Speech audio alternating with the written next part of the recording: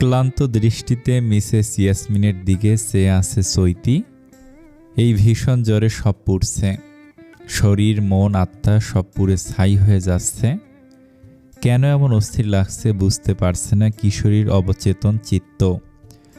বিরহ অনলে জ্বলে পুড়ে যাচ্ছে গোটা মানুষটাই। সে কথা বুঝবে কখন নবীনা কিশোরীর নরম কোমল হৃদয়খানি। গুধূলির মেহেদি রাঙা অন্তরিক্ষ পরিযায়ী পাখিদের দখলে। সায়াহ্নের প্রহর ঘনিয়ে এসেছে। ব্যস্ত নগরীর কোলাহল বেড়ে গেছে। গাড়ির বিরক্তকর হর্নের শব্দে মুখরিত চারপাশ। ঘরে ফেরার জন্য ব্যস্ত যে যার মতো। বিশাল ক্যান্টনমেন্টের ভেতরে নিরিবিলি এক জায়গায় হাঁটুতে কনুই রেখে মুখে হাত দিয়ে বসে আছে প্রহন। নিজের ওপর চরম বিরক্ত সে। মেয়েটাকে একটু বলে আসলে কি এমন ক্ষতি হতো?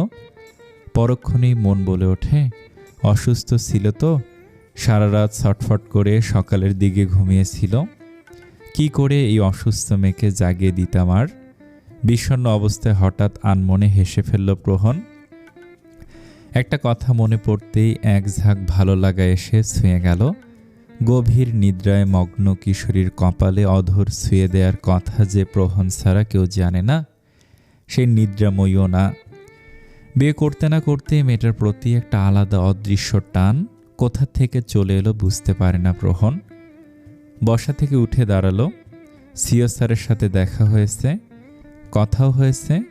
মানুষটা যথেষ্ট ভালো, ব্রিগেডিয়ার জেনারেলের মতো রাগী না। যদিও প্রহনের সাথে কখনো রেগে কথা বলেননি, তবুও তাকে ভালো লাগে না প্রহনের। রেদওয়ান চৌধুরী সন্ধ্যার পর ডাক্তার নিয়ে আসেন। বিছানার পাশ সাথে মিশে আছে চৈতির দেহ। উঠে দাঁড়ানোরও শক্তি নেই তার শরীরের মধ্যে। সর্দার সাহেব বিকেলে ফোন করলে মেয়ের অসুস্থতার কথা শুনে জুনাইদাকে নিয়ে রেদওয়ান চৌধুরীর বাড়ির উদ্দেশ্যে রওনা দেন। মিসেস ইয়াসমিন চৈতির মাথায় পানি ঢেলে মাথা মুছিয়ে বালিশের ওপর শুয়ে দিলেন। জ্বরে একেবারে ঘায়েল হয়ে গেছে মেয়েটা।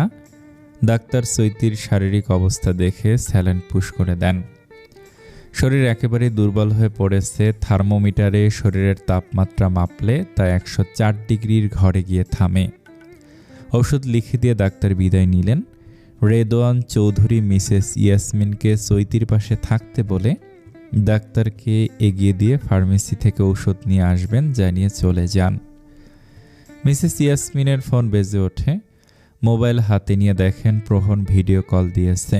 মিসেস ইয়াসমিন কল রিসিভ করতে না করতেই চিন্তিত কণ্ঠে বলে উঠল, চৈতি কেমন আছে আম্মু? জ্বর কমেছে ওর? মিসেস ইয়াসমিন হতাশ কণ্ঠে প্রত্যুত্তর করলেন, না রে বাবা, মেয়েটার শরীরের অবস্থা আরও খারাপ হয়ে গেছে। ডাক্তার স্যালাইন দিয়ে গেছেন, ঘুমিয়ে আছে চৈতি। প্রহন দীর্ঘশ্বাস ফেলল। চাইলেও সে কিছু করতে পারছে না। খারাপ লাগা এসে ছুঁয়ে গেছে তার মন, শরীর, আত্মাকে। শত শত মাইল দূরে তার প্রেয়সী তার বিরহে জ্বলে পুড়ে মরছে, অথচ ব্যর্থ প্রেমিক দূর থেকেই ছটফট করে মরছে। প্রেয়সীর এই অসুস্থতা তার উপরেও প্রভাব ফেলেছে ভীষণ। মোবাইলের ব্যাক ক্যামেরা দিয়ে মিসেস ইয়াসমিন ঘুমন্ত চৈতিকে দেখালেন। ভিডিও কলে চুপ করে দেখা ছাড়া আর কিছুই করার নেই প্রহনের। নিস্তেজ, নিষ্প্রাণ, চেতন্যহীন, নিশর চৈতিকে দেখে ভালো লাগছে না তার। মন চাচ্ছে উড়ে যেতে তার চঞ্চলা হরিণীর কাছে, কিন্তু এই একটা কিন্তুর জন্য অন্তহীন অপেক্ষা করতে হবে। প্রহন লাইন কেটে দিল। এই অবস্থায় মেয়েটাকে দেখতে ইচ্ছে করছে না। চিত্ত জুড়ে খারাপ লাগার বাতাস বয়ে যাচ্ছে। সর্দার সাহেব আর জুনাইদা এসে পৌঁছেছেন কিছুক্ষণ আগেই। মেয়ের এমন অসুখ দেখে বুকের ভেতর মোচড় দিয়ে উঠল সর্দার সাহেবের। কত আদরের মেয়ে! এই মেয়ের এমন অবস্থায় প্রতিটা বাবাই ভেঙে পড়বেন। সর্দার সাহেব চৈতির মাথার পাশে গিয়ে বসলেন। আলতো করে হাত বুলিয়ে দিলেন। জ্বর কমেছে। পিটপিট করে চোখ মেলে তাকায় চৈতি। জ্বরের ঘোরে সে যেন প্রহনকে দেখতে পাচ্ছে। বীর বীর করে বলছে, আপনি আপনার ওপর ভীষণ অভিমান করেছি ক্যাপ্টেন সাহেব, ভীষণ অভিমান। বিড়বিড় করে বলা কথা অসুস্থ চৈতির মাঝেই হারিয়ে গেল। কারো কর্ণপাত হয়নি অভিমানী কিশোরীর অভিমানে ভরা কথাগুলো। সর্দার সাহেব আদুরে গলায় মেয়েকে ডাকলেন, আম্মা, বেশি খারাপ লাগছে? এত জ্বর কি করে উঠল আম্মা? চোখ পিটপিট করে বাবার দিকে তাকালো চৈতি। ঠোঁট নাড়িয়ে কিছু বলছে সে। সর্দার সাহেব বুঝতে না পেরে চৈতির মুখের কাছে কান নিয়ে গিয়ে শোনার চেষ্টা করেন মেয়ের কথা।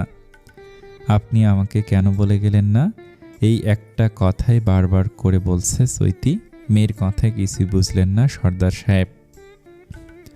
রেদওয়ান চৌধুরী ঔষধ নিয়ে বাড়ি ফিরে সর্দার সাহেব আর জুনাইদাকে দেখে অপরাধী কণ্ঠে বললেন, দুঃখিত ভাইয়া, আমরা আপনার আদরের কন্যার সঠিক খেয়াল রাখতে পারিনি, আমাদের মাফ করবেন। নতুন জায়গায় মেয়েটা মানিয়ে নিতে না পেরে এমন অসুস্থ হয়ে পড়ল।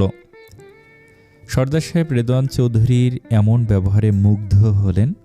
কয়েকটা মেয়ের শ্বশুর এইভাবে বলতে পারে? তার মেয়ে যে ভাগ্যবতী, এত ভালো মানুষগুলোকে জীবনে পেয়েছে।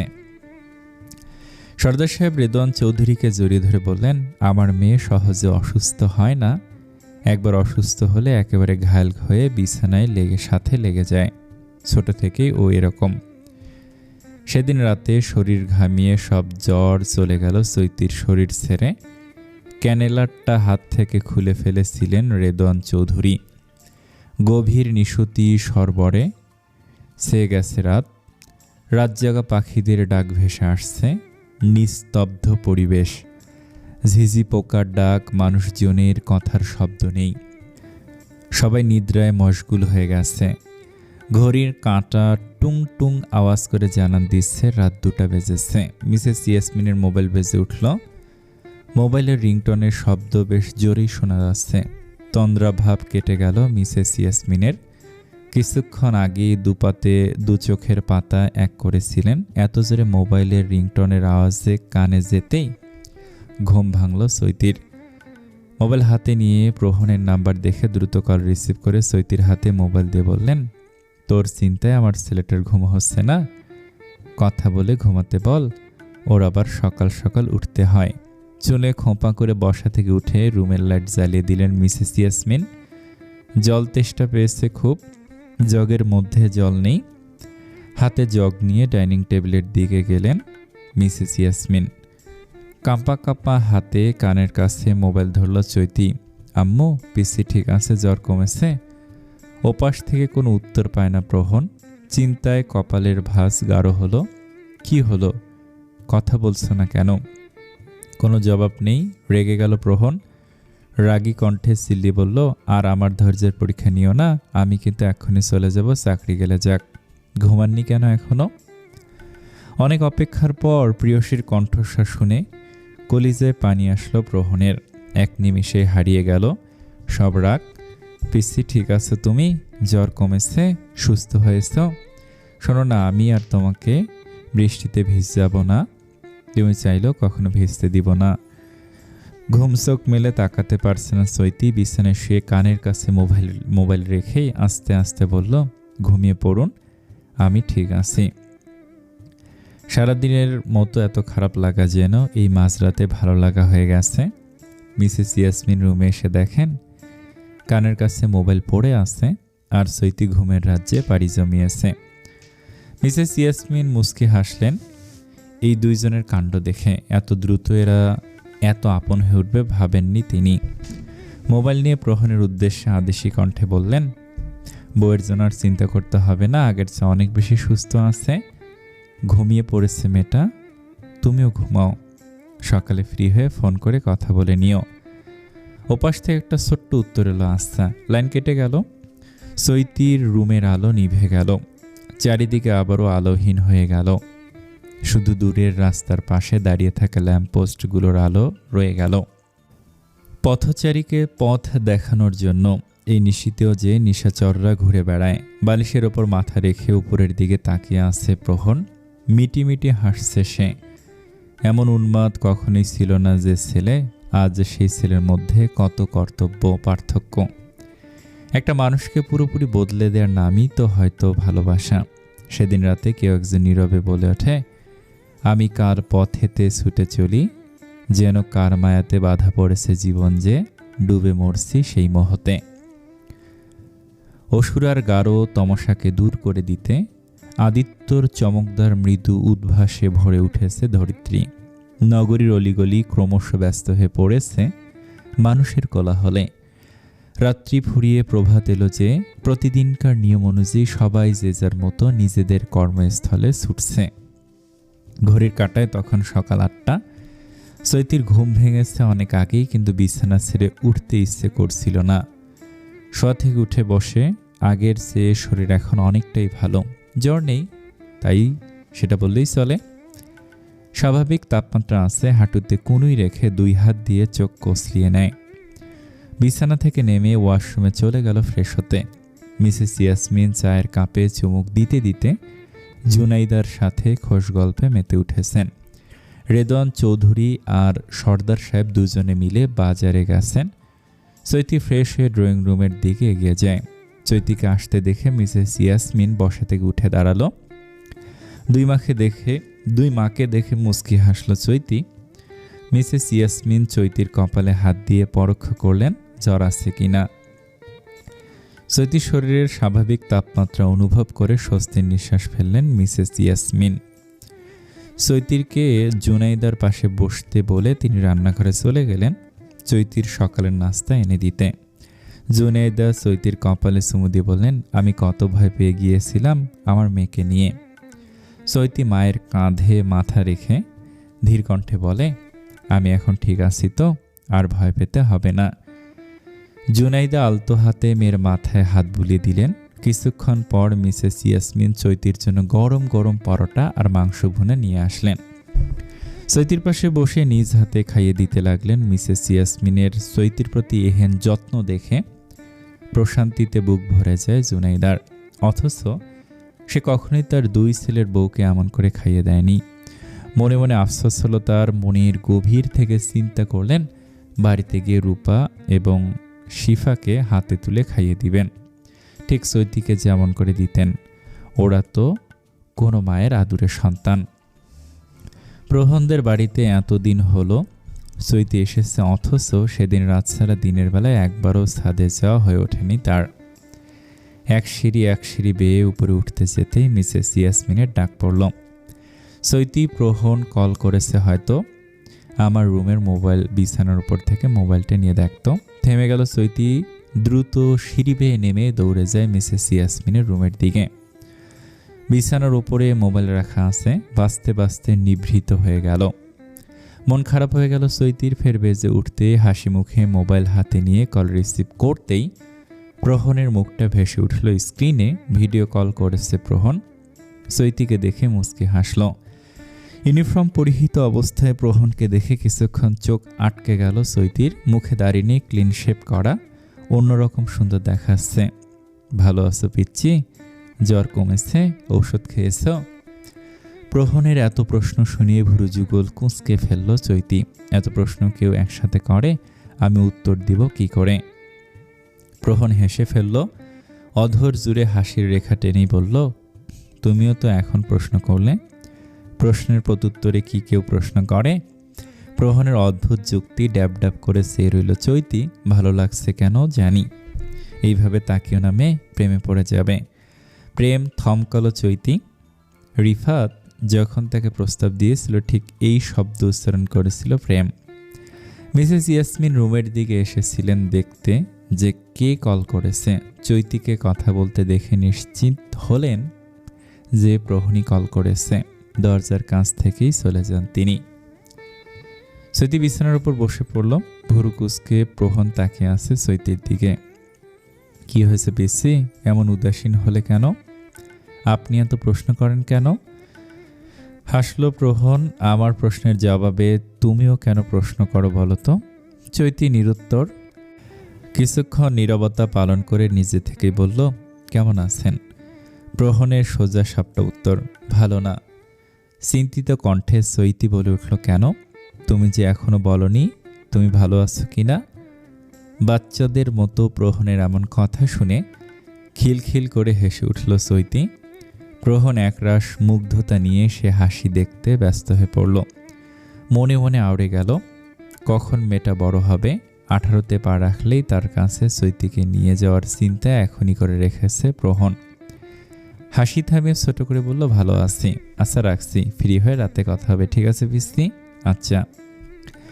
কল কেটে গেল। অদৃশ্য হয়ে গেল প্রহন।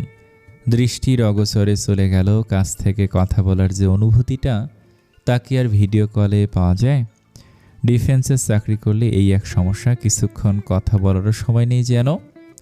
এত ব্যস্ততা কিসের বুঝল না চৈতি। রৌদ্রতপ্ত ঝলমলে দিন, অন্তরিক্ষ জুড়ে ভাসমান তুলোরাশির সরাসরি, নীলের সমারোহ অম্বরে, ক্ষিপ্ত আদিত্য তেজ দেখাচ্ছে কোলাহলপূর্ণ নগরীর ওপর। ঘর্মাক্ত, ক্লান্ত, তৃষ্ণার্ত, ক্ষুধার্ত ফুটপাতের পাশে দাঁড়িয়ে থাকা অসহায় রিক্সা চালকগুলো গলার গামছা দিয়ে কপালের ঘাম মুছে যাত্রীর অপেক্ষা করছে।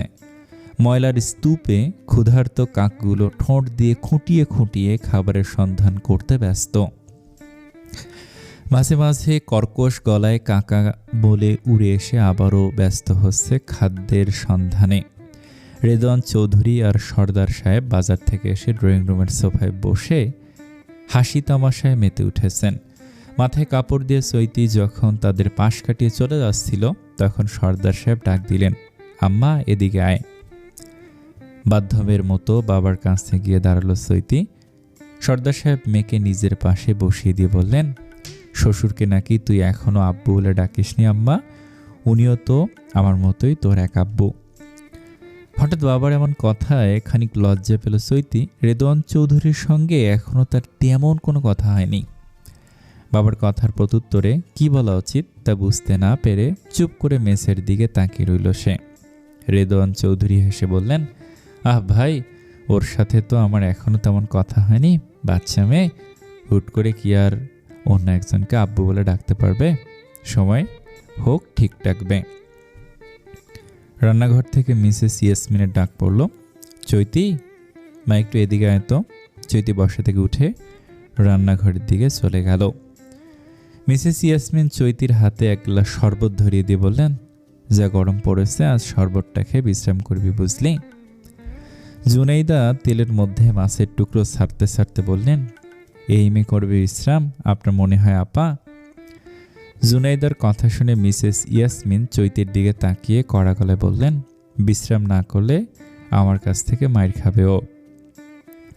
গ্লাসে চুমুক দিয়ে এক ঢোক শরবত গিলে চৈতি অভিযোগী কণ্ঠে বলে উঠল, একবার বলেছি বিশ্রাম করব না। ভাজি মাছ প্লেটে রাখতে রাখতে জুনাইদা উত্তর দেন, আপনি আমার পেট থেকে হয়েছেন আম্মা, আমি আপনার পেট থেকে না, আপনার চেয়েও বেশি আমি আপনারে চিনি। মিসেস ইয়াসমিন জুনাইদার কথা শুনে হাসলেন। মা মেয়ের কি সুন্দর কথা। বাহ আপা, আপনি কিন্তু আমার মেয়েকে শুধু শুধু বকছেন। মেয়ে আমার অনেক শান্ত, নতুন পরিবেশে নতুন মানুষের মাঝে আছে তো তাই শান্ত। কয়েকটা দিন যাক, নিজের চোখে দেখতে পাবেন মেয়ে আপনার কত শান্ত, তাচ্ছিল্য করে বলেন জুনাইদা। নিজের মায়ের কথায় বিরক্ত হলো চৈতি। কোথায় একটু প্রশংসা করবে তা না, শুধু বাদরামিগুলোর কথাই বলবে। গ্লাসের শরবত শেষ করে ঘুমাতে গেলাম আমি। জুনাইদার দিকে তাকিয়ে কথাটা বলে দ্রুত পা রুমে চলে গেল চৈতি। এই তপ্ত দুপুরে কি কারো ঘুম আসে? আজব। ব্যালকনিতে গিয়ে মোড়া টেনে বসল চৈতি। একেবারে ফাঁকা ব্যালকনি পছন্দ হলো না চৈতির। গাছপ্রেমী মানুষের এমন ব্যালকনি কিছুতেই পছন্দ হওয়ার কথা নয়। মন খারাপের সময়ে ব্যালকনি হবে মন ভালো করে দেওয়ার মতো জায়গা। সেখানে শুধু দুই মোড়া রাখা থাকলে কেমন হবে? বসে বসে এইসব ভাবছিল চৈতি। হঠাৎ কি মনে পড়তেই বসা থেকে উঠে রুম থেকে বেরিয়ে সোজা রেদওয়ান চৌধুরী আর সর্দার সাহেবের সামনে গিয়ে দাঁড়ালো। রেদওয়ান চৌধুরীর দিকে তাকিয়ে ওনার উদ্দেশ্যে বলে উঠল, আব্বু, আপনি আমাকে কয়েক প্রজাতির ফুলের গাছ কিনে এনে দিবেন? চৈতির মুখ থেকে হঠাৎ আব্বু ডাক শুনে নড়ে চড়ে উঠলেন রেদওয়ান চৌধুরী। প্রথমবার আব্বু ডেকে মেয়েটা একটা আবদার করলো, তা পূরণ না করে কি থাকা যায়? হয়তো যায়, কিন্তু কন্যাহীন রেদওয়ান চৌধুরী পুত্রবধূ নামক মেয়ের আবদার অপূর্ণ রাখতে ইচ্ছুক নয়। বসা থেকে উঠে খুশিতে গদগদ হয়ে চৈতির মাথায় হাত বুলিয়ে দিয়ে বললেন, আমি এক্ষুনি এনে দিব মা, অনেকগুলো এনে দিব। মিসেস ইয়াসমিন শাড়ির আঁচলে হাত মুছতে মুছতে রান্নাঘর থেকে বেরিয়ে আসতে আসতে বললেন, কি এনে দেওয়ার কথা হচ্ছে শুনি? আমার মেয়েটা আমার কাছে একটা আবদার করেছে, তা পূরণ করতে হবে তো। মিসেস ইয়াসমিন চৈতির পাশে এসে দাঁড়ালেন। কিসের আবদার করেছে মেয়ে? রেদওয়ান চৌধুরী সর্দার সাহেবকে সাথে নিয়ে চলে যেতে যেতে বললেন, ফুল গাছ এনে দেওয়ার আবদার।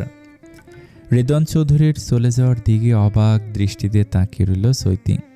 তার নিজের বাবাও কখনো এত জলদি কিছু এনে দেওয়ার চেষ্টা তো দূরের কথা, চিন্তাও করেনি। যখনই কিছু আনতে বলতো তখনই তিনি গম্ভীর কণ্ঠে বলতেন, বিকেলের দিকে কাজ না থাকলে এনে দিব, এখন অনেক কাজ বাকি আছে। মৃদু দক্ষিণা বাতাসে কেঁপে কেঁপে উঠছে গাছের পাতা। স্বচ্ছ কাঁচের ন্যায় অম্বর আজ চকচকে ঝলমলে।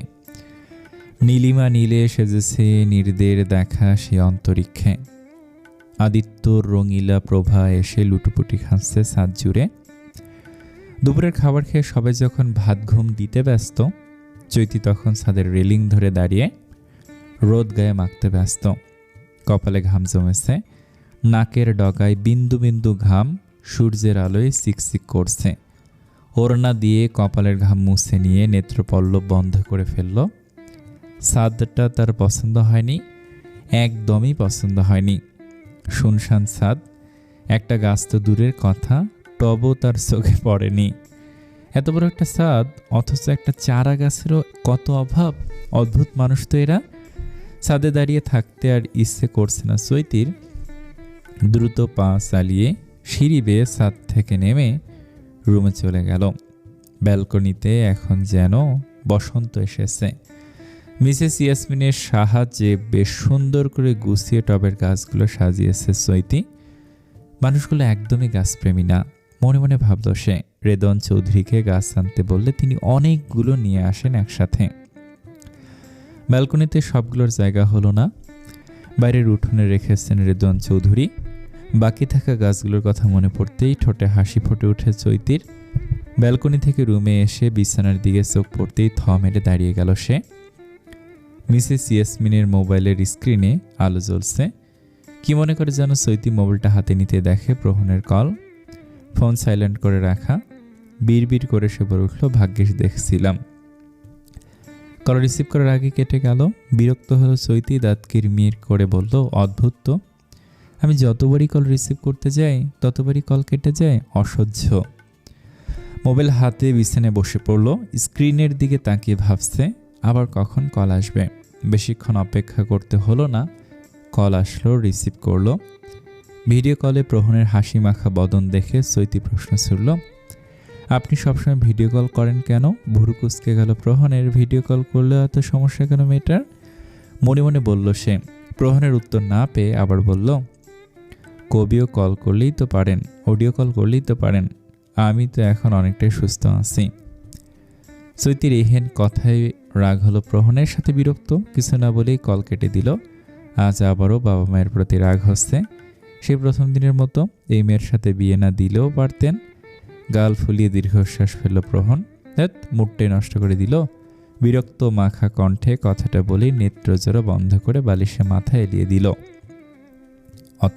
অথচ সে বুঝল না ভিডিও কলে কথা বলতে কেমন লজ্জা লজ্জা লাগে কোনো একজনের।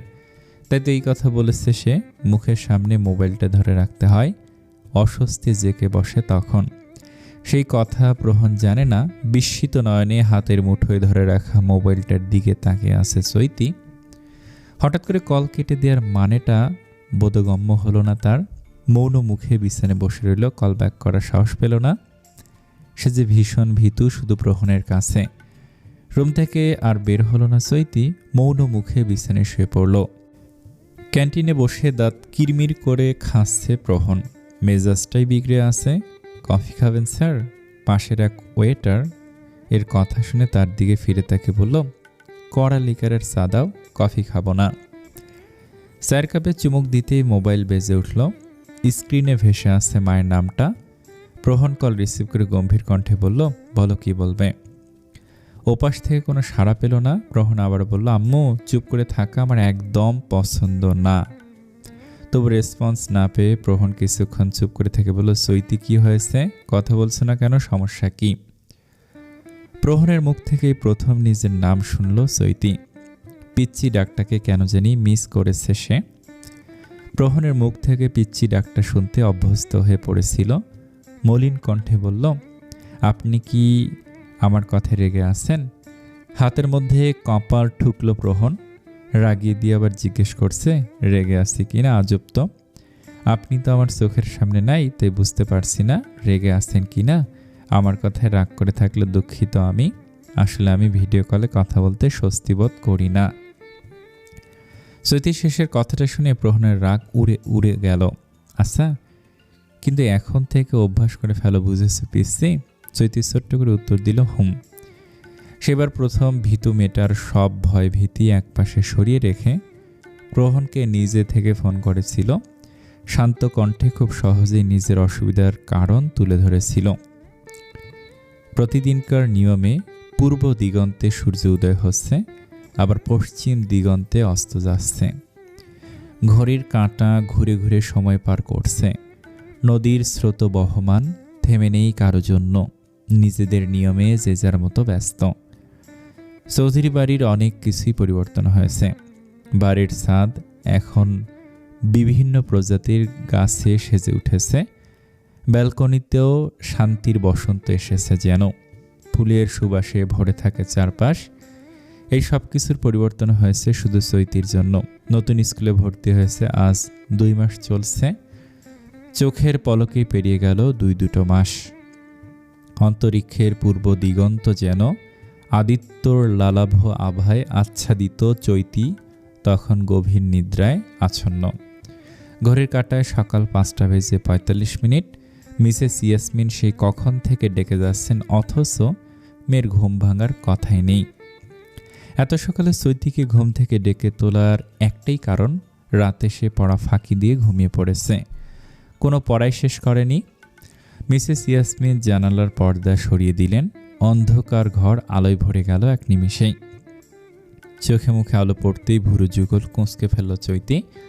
বলি কি এত ঘুমালে হবে? রাতে তো কোনো পড়া শেষ করিসনি। এখন জলদি করে উঠে পড়তো দেখি। ফ্রেশ হয়ে পড়তে বস, আমি নাস্তা বানাতে যাচ্ছি। মিসেস ইয়াসমিনের কথা শুনে চোখ পিটপিট করে তাকালো চৈতি। এই পড়ালেখার শান্তির ঘুম নষ্ট করে দেওয়ার যুদ্ধ নামে যেন। ঘুম ঘুম কণ্ঠে মৃদুস্বর বলল, আরেকটু ঘুমাই না ভালো মা, প্লিজ। মিসেস ইয়াসমিন তীক্ষ্ণ দৃষ্টিতে চৈতির দিকে তাকিয়ে বললেন, তুই ঘুমা, আমি প্রহনকে ফোন করে বলছি সব। প্রহনের নাম শুনতেই শোয়া থেকে হকচকি উঠল চৈতি।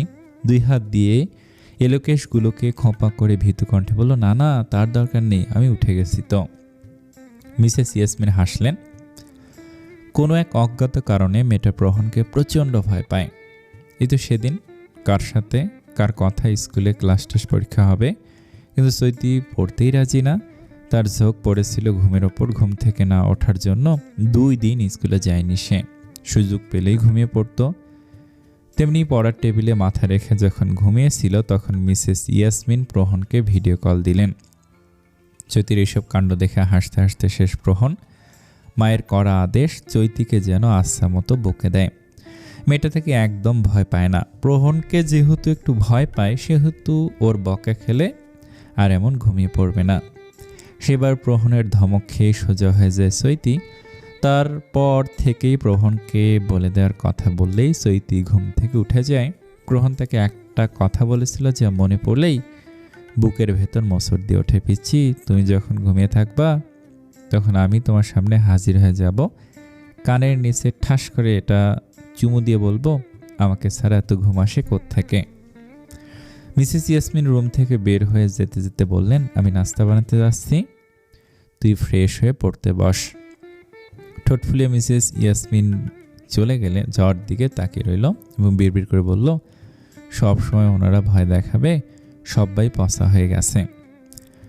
পড়ার টেবিলে বসে ঝিমোচ্ছে চৈতি। মিসেস ইয়াসমিন হাতে করে নাস্তার প্লেট নিয়ে চৈতির পাশে দাঁড়িয়ে ভুরু কুঁচকে চৈতির দিকে তাকিয়ে আছে। প্রহনকে ফোন দিব? হকচকিয়ে গেল চৈতি।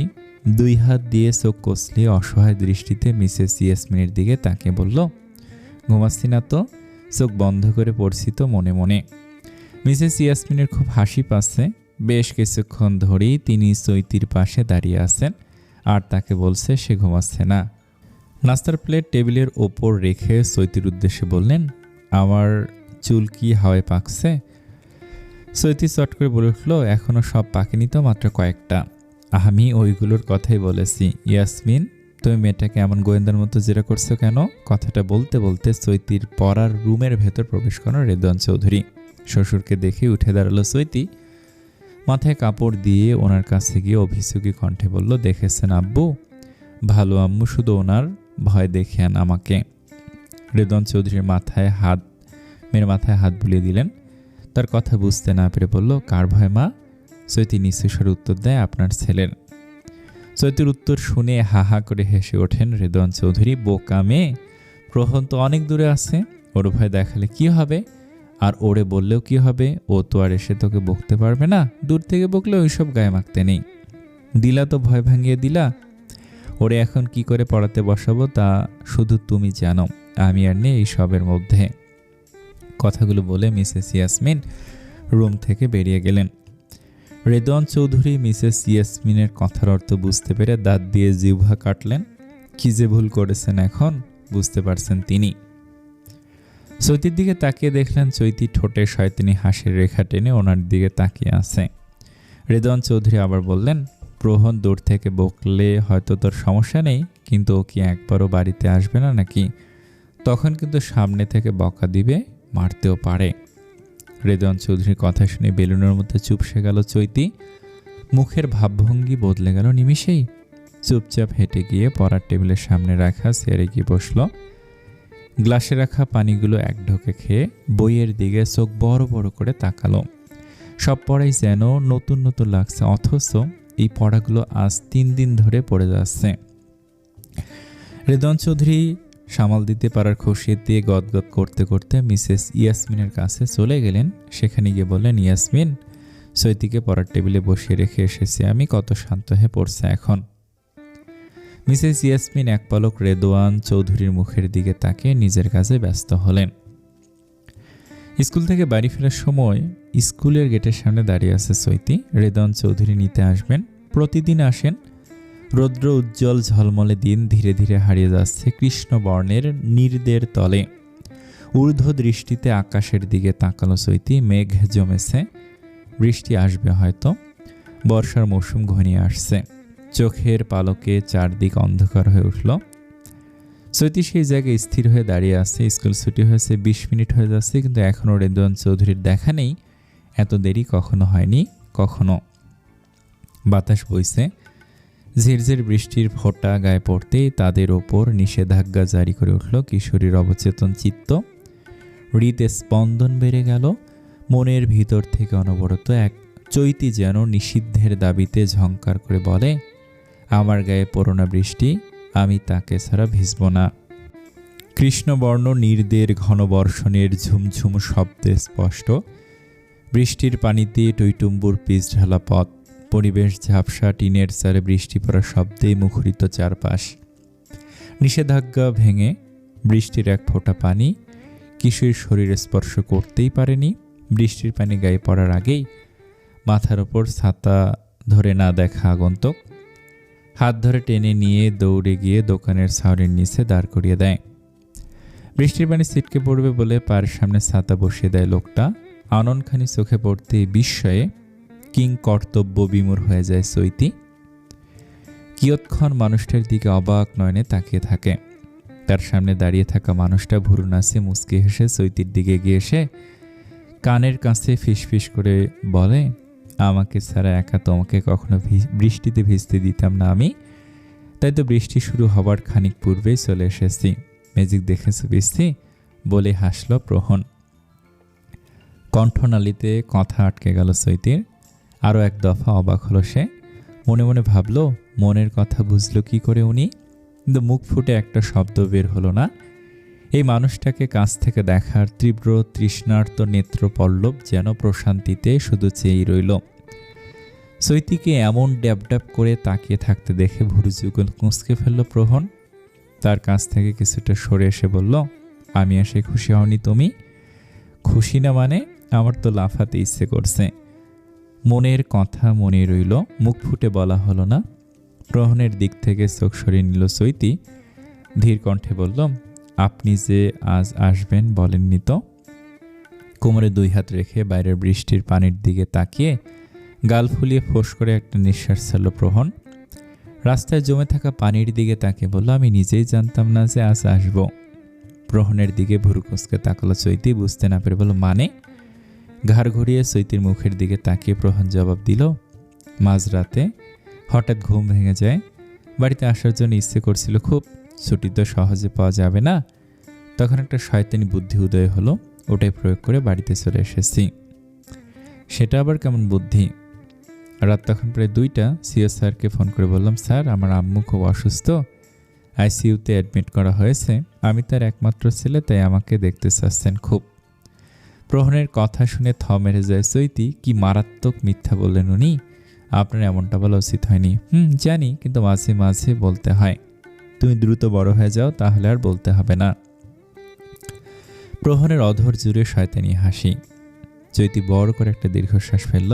এই জন্যে আব্বু আমাকে নিতে আসেননি? আমার পিছিয়ে বউকে আমি নিয়ে যাব, আব্বুর এসে কাজ নেই। আমি বারণ করে দিয়েছিলাম। প্রত্যুত্তরে চৈতি আর কিছু বলল না, চুপ করে বৃষ্টি পড়া দেখতে লাগলো। দুজনেই চুপচাপ, যেন নীরবতা পালন করছে। প্রহন কি বলবে বুঝতে পারছে না, অথচ সারা রাস্তায় বাসে বসে বসে শত শত কথা জমিয়ে রেখেছিল প্রেয়সীকে উৎসর্গ করবে বলে। বৃষ্টি থামার অপেক্ষা আছে পথচারীরা। হুটহাট এমন অসময়ের বৃষ্টিতে অনেক সমস্যাই ঘটে যায়। ছাতা থাকে না সাথে, গুরুত্বপূর্ণ কোনো কাজেও যাওয়া যায় না বৃষ্টির জন্য। প্রহনের মতো সব প্রেমিকরা কিন্তু বৃষ্টিপ্রেমী না। অনেকে এর পছন্দের তালিকায় নাম লেখা আছে বৃষ্টির। বেশ কিছুক্ষণ পর বৃষ্টি পড়া কমে আসে। গুড়ি গুড়ি বৃষ্টির মাঝে অনেকে রাস্তায় নেমে পড়ল। সিএনজি ডেকে নিল প্রহন। চৈতিকে ভেতরে বসিয়ে দিয়ে নিজেও চৈতির পাশে গিয়ে বসল। আপনি কতদিন থাকবেন? আম্মু যতদিন হসপিটাল থেকে বাড়িতে না আসে ততদিন। তার মানে আপনি আর মিথ্যা বলবেন? কিছুই করার নেই। অদ্ভুত তো, মিথ্যা বলা পাপ, আপনি জানেন না? জানি। তাহলে এত প্রশ্ন করো কেন? চুপ করে বসে থাকতে পারো না? সব কিছু তোমার বুঝতে হবে না।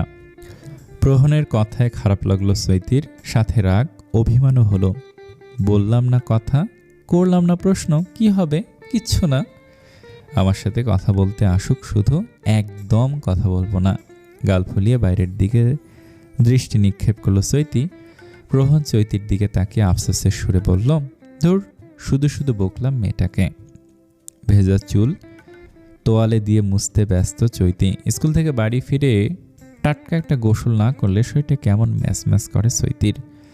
মেঘের বর্ষণের পর অন্তরিক্ষ পরিষ্কার, শহর জুড়ে আবারও আদিত্যর প্রখর তেজ পড়েছে। কমলা রঙের এক সিলতে রোদ এসে লুটোপুটি খাচ্ছে ব্যালকনির দেয়ালে। প্রহন ব্যালকনিতে এসে অবাক হলো, বাহ পিসি, দেখছি গাছপ্রেমী। চৈতি কোনো আগ্রহ দেখালো না প্রহনের কথায়, সে নিজের কাজে ব্যস্ত। প্রহন আবার বলল, যাক, আমার বউটাও আমার মতো গাছ ফুল ভালোবাসে জানো পিসি। আমি যখন বাড়িতে থাকতাম তখন ব্যালকনিতে গাছ আছে, ছাদ আছে, আর ফুলে ভরপুর থাকতো। প্রহনের কথাকে পাত্তা না দিয়ে ব্যালকনি থেকে রুমে চলে আসে চৈতি। ড্রেসিং টেবিলের আয়নার সামনে দাঁড়িয়ে চুল ঠিক করে মাথায় কাপড় দিয়ে রুম থেকে বেরিয়ে যায়। এতদিন দূরে থেকে অভিমান করা হয়েছে, আজ না হয় কাছে থেকে অভিমান হোক। প্রেমিক পুরুষ কি করে সেই সলাজ অভিমান ভেঙে চুরমার করে দিয়ে প্রণয়ের চাদরে জড়িয়ে নিবে সেটাই দেখা যাক। মিসেস ইয়াসমিন চৈতিকে দেখে মুচকে হাসলেন। ডাইনিং টেবিলে খাবার সাজিয়ে রাখতে রাখতে বললেন, কিরে, মুখটাকে এমন বাংলা পাঁচের মতো করে রাখলি কেন? চৈতি ডাইনিং টেবিলের উপর রাখা জগ থেকে গ্লাসে পানি ঢেলে চেয়ারে বসলো। 3 ঢোকে পানি খেয়ে বলল, মাথা ব্যথা করছে একটু, তাই আর কি। মিসেস ইয়াসমিন আর কিছু বললেন না। প্লেটে খাবার বেড়ে চৈতির দিকে এগিয়ে দিলেন। কণ্ঠস্বর উঁচু করে প্রহনকে ডাক দিলেন, প্রহন খেতে আয়। সেই যে আসলি কিছু খাসনি। প্রহন খায়নি কথাটা শোনার পর চৈতিরও খাবার মুখে দিতে ইচ্ছে করল না, মন সায় দিল না। কেন দিল না তা সে জানে না। চৈতির ইগনোরে প্রহনের বুঝতে অসুবিধা হয় না যে তখন সে কথায় মেয়েটার রাগ হয়েছে। সামান্য একটা কথায় একেবারে কথা বলে বন্ধ করে দিল। ইস, কি ঝালমরিচ রে বাবা। ছাদের গাছগুলো প্রাণ ভরে বৃষ্টির পানি খেয়েছে। বৃষ্টিটা এক প্রকার উপকারগুলো চৈতির, কষ্ট করে আজ আর পানি দিতে হবে না। মাথাটা ধরেছে। বিছানার এক কোণে গুটিসুটি মেরে শুয়ে আছে চৈতি, তার পাশেই গালে হাত দিয়ে বসে আছে প্রহন। ওই পিসি, সরি। প্রহনের সরি শুনে চোখ বন্ধ করে ফেলল চৈতি। নিজেই বকবে আবার নিজেই সরি বলবে, যত সব ঢং। আরে পিসি, টিয়া পাখি, এমন রাগ করতে নেই। চৈতি শুনেও না শোনার ভান করে শুয়ে আছে। আজ যত যাই বলুক না কেন, সে টু শব্দটি করবে না। দেখো পিসি, আমি সেই কত দূর থেকে কত মিথ্যে কথা বলে বাড়িতে আসলাম, আর তুমি এমন রাগ করে শুয়ে থাকলে হবে না কিন্তু। চৈতির কোনো সারা শব্দ নেই। প্রহন কিয়ৎক্ষণ চৈতির মুখের দিকে তাকিয়ে বসা থেকে উঠে রুম থেকেই চলে গেল। নিজের চেয়ে বেশি কম বয়সী মেয়েকে বিয়ে করলে এই এক সমস্যা, কিছুই বলা যাবে না, অভিমানে গাল ফুলিয়ে বসে থাকবে। মিসেস ইয়াসমিনের রুমের দরজার সামনে দাঁড়িয়ে মাকে কয়েকবার ডাক দিল প্রহন, কিন্তু মিসেস ইয়াসমিন এর কোনো সাড়া পেলেন না। তিনি খুশি হলো সে রেদওয়ান চৌধুরী বিকেলের সময়টাতে বইয়ের ভেতরে ডুবে থাকেন, তাই আর তাকে ডাকল না প্রহন। চটজলদি রুমে এসে বিছানার ওপর থেকে চৈতিকে পাঁজা কোলে তুলে নিয়ে দ্রুত পায়ে হেঁটে ছাদে উঠে গেল। সবকিছু এত দ্রুত ঘটল যে চৈতি কিছু বুঝে উঠতে পারল না। চৈতিকে নামিয়ে দাঁড় করিয়ে দিল। প্রহনের এহেন কাণ্ডে হতভম্ব চৈতি। আজব মানুষ তো, কি হয়েছে? সামান্য কথা এত রাগ করতে হয়? মুখ ফিরিয়ে নেয় চৈতি। সে রাগ করেছে, ভীষণ রাগ। কেন এমন করে বলবে? একটাই অভিযোগ তার, আসলে প্রিয় মানুষগুলোর সামান্য করা কথায় অভিমান জমে যায় আমাদের মনে, খারাপ লাগে, কষ্ট লাগে। আমার সাথে কথা বলবে না তো? ঠিক আছে, বলো না, আমি আজ রাতে আবার ফিরে যাব, আর বছরও আসবো না। প্রহনের কথা শুনে বুকের বাঁ পাশে চিনচিন করে উঠল চৈতির। মুখ ফুটে বলেই ফেলল, আপনি নিজে থেকে বকবেন, নিজে থেকে রাগ ভাঙাতে চাইবেন কেন? চৈতির কথা শুনে প্রহন চৈতির কোমর জড়িয়ে ধরে একটানে নিজের বুকের সাথে জড়িয়ে নিল। কেঁপে উঠল চৈতি। আলতো করে চোখের সামনে আসা চুলগুলো কানের পিছে গুজে দিল। প্রহনের স্পর্শ পেতেই নেত্রপল্লব কুঁচকে ফেলল চৈতি। চৈতির লাজুক আনন পানে চেয়ে প্রহন জোর গলায় বলল, তোমাকে যখন ইচ্ছে বকবো, যখন ইচ্ছে রাগিয়ে দিব, যখনই মন চাইবে রাগ ভাঙাবো। ইচ্ছে হলে অনেকটা কাছে যাব, আবার ইচ্ছে হলে অনেক বেশি দূরে সরে যাব। ইচ্ছে হলে ভালোবাসবো, ইচ্ছে হলে আদর করব, মন চাইলে কষি একটা চড় দিব, যখনই মন চাইবে তখনই কপালে গাঢ় করে চুমু দিব, কারণ তুমি শুধু আমার, একান্তই আমার, বুঝেছ বউ? বৃষ্টির পরের পরিবেশ স্নিগ্ধতায় ছেয়ে যায়। পশ্চিম দিগন্তে আদিত্য প্রায় ডুববে ডুববে। মেহেদি রাঙা অম্বর দেখলেই যেন নেত্র জুড়িয়ে যায়। দক্ষিণা বাতাসে কিশোরীর চুলগুলো উঠছে। ছাদের রেলিংয়ের ওপর বসে তার সামনে দাঁড়িয়ে থাকা মানুষটার দিকে তাকিয়ে আছে চৈতি। চৈতি পড়ে যেতে পারে বলে চৈতির কোমর জড়িয়ে ধরে দাঁড়িয়ে আছে প্রহন। চৈতি ঊর্ধ্ব দৃষ্টে আকাশের দিকে তাকিয়ে উদাসীন গলায় বলল, আপনি অনেক ভয়ঙ্কর কথা বলেন, যা শুনলে আমার বুকের বাঁ পাশে ধক করে ওঠে। চৈতির কথা শুনে হাসল প্রহন। চৈতিকে রেলিংয়ের ওপর থেকে নামিয়ে দিয়ে বলল, আমি সার্থক।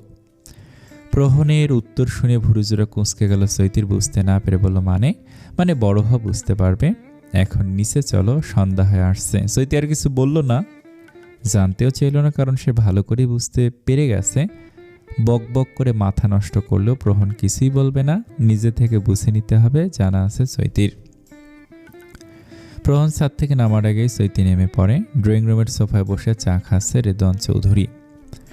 চৈতিকে দেখে হাত দিয়ে ইশারা করে ডাক দিলেন। চৈতি মুচকি হেসে এগিয়ে যায় সেদিকে। রেদওয়ান চৌধুরীর পাশে বসে নিজে থেকেই বলে, আব্বু, আপনাকে চকলেটের কথা বলেছিলাম, ভুলে গেছেন তাই না? চৈতির কথা শুনে জিভে কামড় দিল রেদওয়ান চৌধুরী, যার অর্থ তিনি ভুলে গিয়েছিলেন। অপারগতা প্রকাশ করে বললেন, সরি মা, আমি ভুলে গেছি, বয়স বেড়েছে তো, বুড়ো মানুষের খেয়াল ছিল না। চৈতি মুচকি এসে বলল, কিছু হবে না, আপনার ছেলে আছে না, উনি না হয় নিয়ে আসবেন। প্রহন সেই সময় সিঁড়ি বেয়ে সেদিকে আসছিল। চৈতির কথা শুনে দ্রুত এগিয়ে এসে বলল, কি আনবো আমি? কিছু আনতে পারবো না। প্রহনের কথা শুনে মন খারাপ হয়ে গেল চৈতির। বসা থেকে উঠে রান্নাঘরের দিকে চলে গেল। মিসেস ইয়াসমিন তখন বিকেলের নাস্তা বানাচ্ছিলেন। চৈতির গোমরা মুখের দিকে তাকিয়ে বললেন, কি হয়েছে? মলিন মুখে দাঁড়িয়ে আছেন কেন? চৈতি একটা দীর্ঘশ্বাস ফেলে মৌন কণ্ঠে বলল, না কিছু হয়নি। মিসেস ইয়াসমিন চৈতির দিকে এগিয়ে এসে বললেন, প্রহণ কিছু বলেছে? না, কি বলবে? বাদ দাও তো। ও, বুঝতে পেরেছি, মা বাবার কথা মনে পড়ছে নিশ্চয়ই। চৈতি উত্তর দিল না, মাথায় নিচু করে ফ্লোরে পায়ের আঙুল ঘষতে লাগলো। বসার ঘর থেকে প্রহণের গলার স্বর শোনা যাচ্ছে। সে চিল্লিয়ে বলছে, এক কাপ চা দিয়ে যাও আমাকে। মিসেস ইয়াসমিন মুচকে হাসলেন, চুলোর ওপর থেকে চায়ের পাতিল নামিয়ে কাপে ঢেলে চা বানিয়ে দিলেন। চৈতির দিকে চায়ের কাপটা এগিয়ে দিয়ে মিসেস ইয়াসমিন বললেন, যা ওরে চাটা একটু দিয়ে আয়। চৈতি মিসেস ইয়াসমিনের মুখের দিকে তাকিয়ে তার হাত থেকে চায়ের কাপটা নিল। যাওয়ার জন্য পা বাড়াতে মিসেস ইয়াসমিন পেছন থেকে ডেকে বললেন, চৈতি শোন। চৈতি থামলো, পেছন ফিরে মিসেস ইয়াসমিনের দিকে প্রশ্নসূচক দৃষ্টিতে তাকালো। মিসেস ইয়াসমিন হাতের ইশারায় কাছে ডাকলেন চৈতিকে। চৈতি ভুরুকুচকে এগিয়ে যেয়ে মিসেস ইয়াসমিন চৈতির মাথায় হাত বুলিয়ে দিয়ে বললেন, প্রহণ শুধু তোর জন্য আমাকে মিথ্যা কথা বলে ছুটি নিয়ে বাড়িতে এসেছে।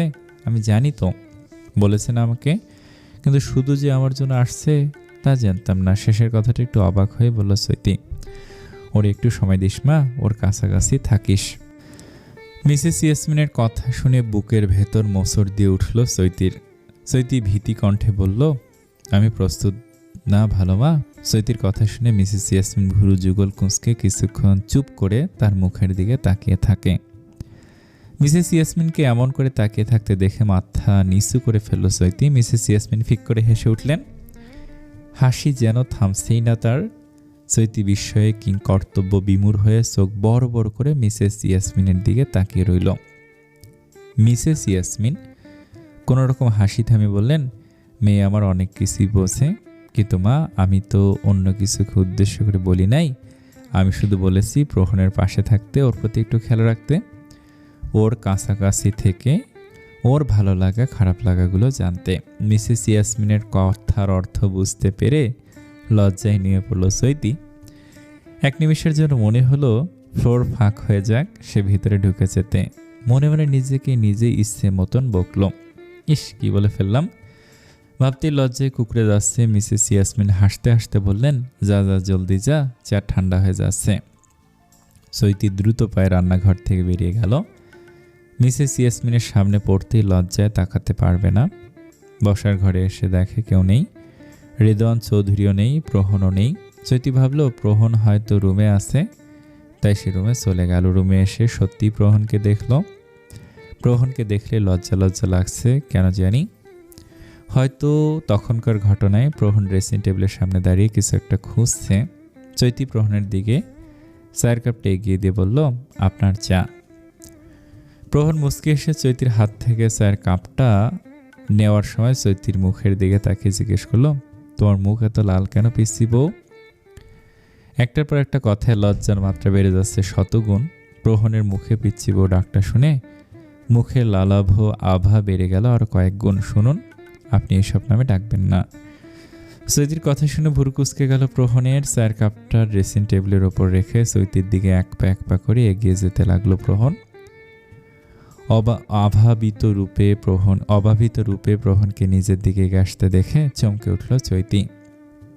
প্রহণ এগিয়ে গেলে সে পিছিয়ে যায়।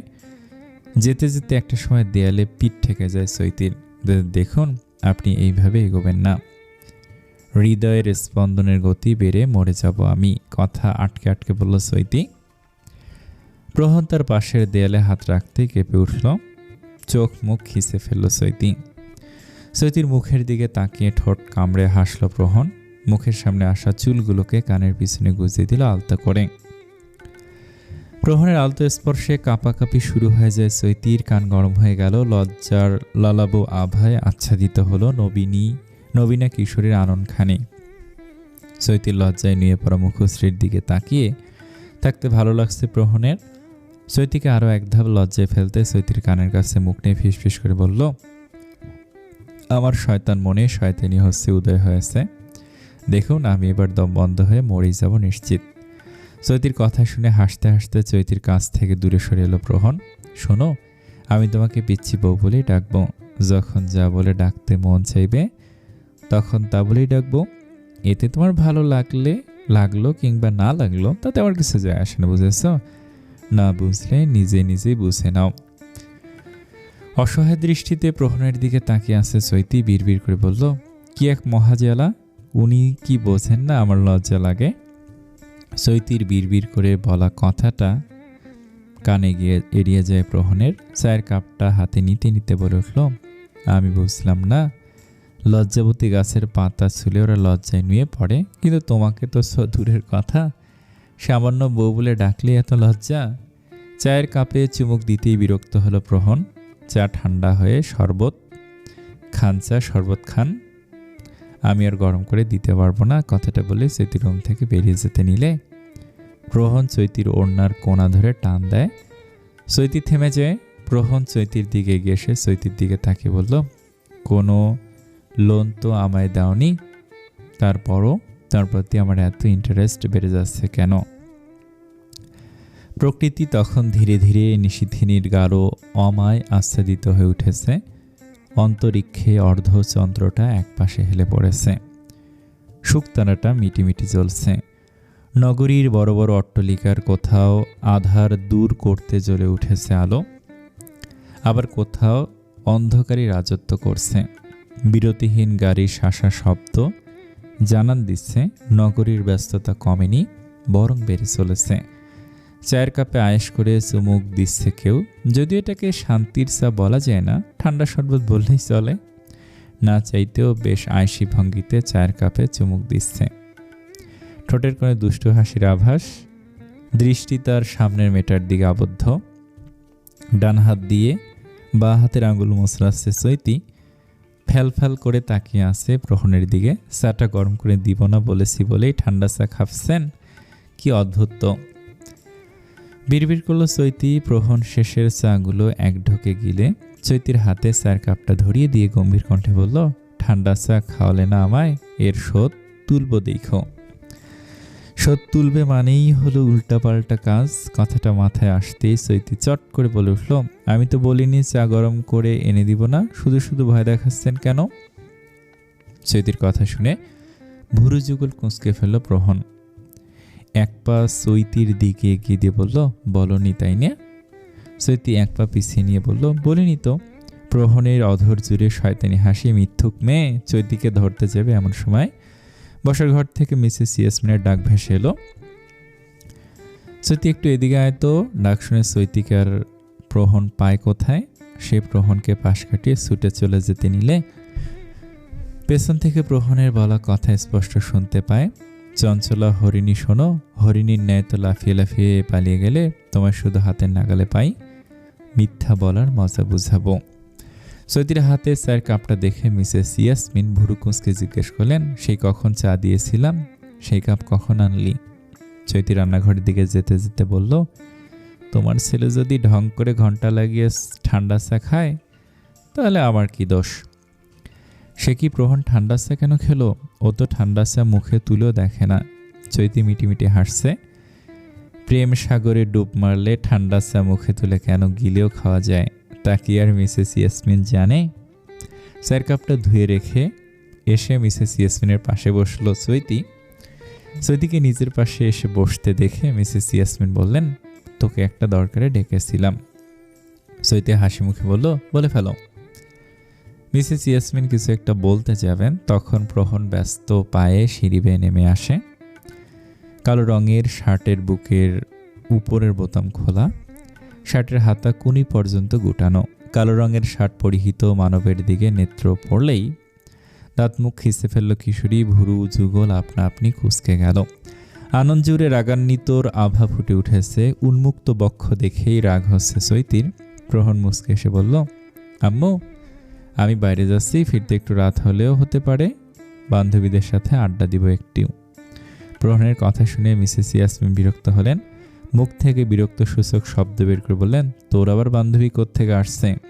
মেয়েদের থেকেই তো দূরে থাকতি, এখন আর অনেক মেয়ে ফ্রেন্ড আছে, সোনিয়া, শিফা, সিমরান, অনেকজন। চৈতির দিকে তাকে বলল প্রহন। প্রহনের কথা শুনে দাঁত কিরমির করে চৈতি বলে উঠল, আপনার সব মেয়ে ফ্রেন্ডের নাম বসি স দিয়ে রাখা, তা কে রেখেছে নামগুলো? আপনি নিজেই? চৈতির এহেন কথায় থতমত খেল প্রহন। মনে মনে বলল, যত ছোট মেয়ে মনে করেছি তত ছোট কিন্তু না। মিসেস ইয়াসমিন মুসকে মুসকে হাসছেন। প্রহন চোখ বড় বড় করে চৈতির দিকে তাকিয়ে আছে। চৈতির কঠোর দৃষ্টি নিক্ষেপ করে রেখেছে প্রহনের দিকে। চৈতি প্রহনের দিক থেকে চোখ সরিয়ে মিসেস ইয়াসমিনের দিকে তাকিয়ে বলল, ভালো মা, তোমার কথা আমি পরে শুনবো। মিসেস ইয়াসমিনকে কথাটা বলতে দেরি, দ্রুত পায়ে সিঁড়ি বেয়ে উপরে উঠতে দেরি হলো না চৈতির। মিসেস ইয়াসমিন মুসকে হেসে প্রহনের দিকে তাকিয়ে বললেন, পিসি বউ খেপেছে, সামলাও গিয়ে। প্রহন এক পলক মায়ের মুখের দিকে তাকিয়ে রুমে চলে গেল। মিসেস ইয়াসমিন রিমোট দিয়ে টিভি অফ করে হাসতে হাসতে রুমে চলে গেল। রুমে এসে চৈতিকে দেখল না প্রহন।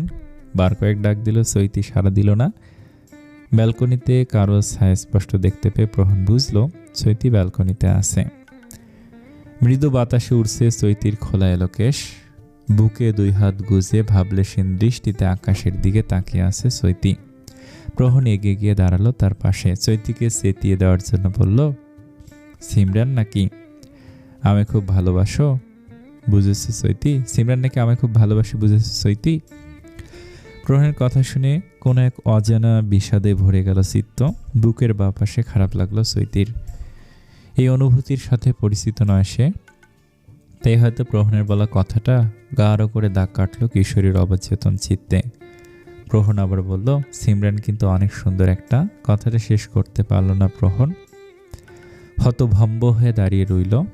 এই প্রথম চৈতি তাকে নিজে থেকে জড়িয়ে ধরল।